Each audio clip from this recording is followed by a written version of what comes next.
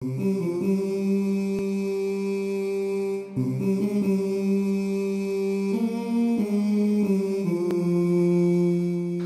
ini memang berliku dan beragam.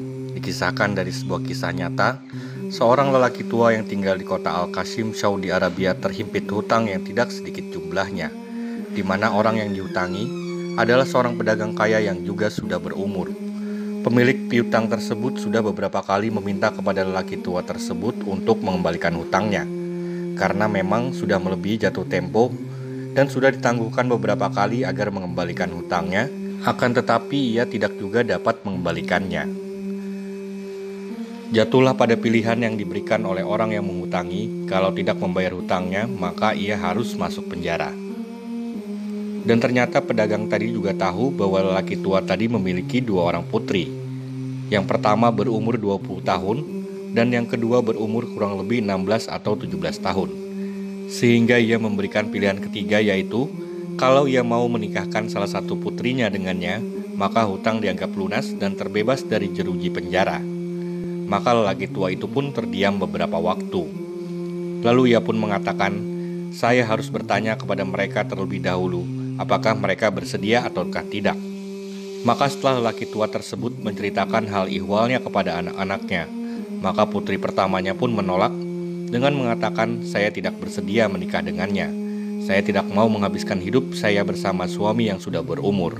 Maka mendengar hal itu putrinya yang kedua pun menimpali, saya bersedia menikah dengannya agar ayah tidak masuk penjara dan terbebas dari lilitan hutang.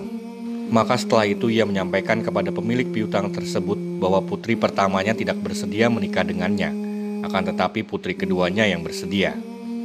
Maka pedagang itu mengatakan, itu lebih bagus, kalau begitu kamu telah bebas dari hutangmu. Maka akhirnya pun telah sepakat waktu dan tempatnya untuk menikah, yaitu pada malam Jumat. Di antara kebiasaan sebagian orang Arab bahwa orang yang menikah setelah akad nikah tidak langsung tinggal satu kamar atau satu rumah bersama istri barunya.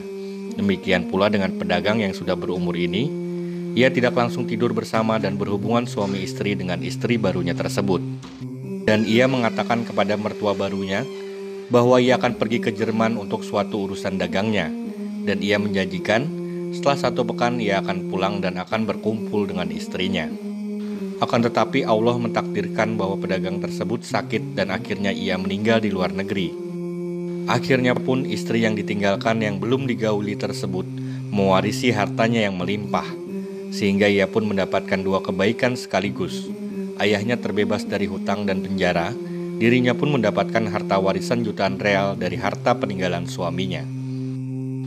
Dan penyesalan pun yang dialami oleh putri pertamanya dengan mengatakan, wah, kenapa saya dulu menolak menikah dengannya. Demikianlah niat yang tulus insya Allah akan dibalas dengan kebaikan yang berlipat ganda.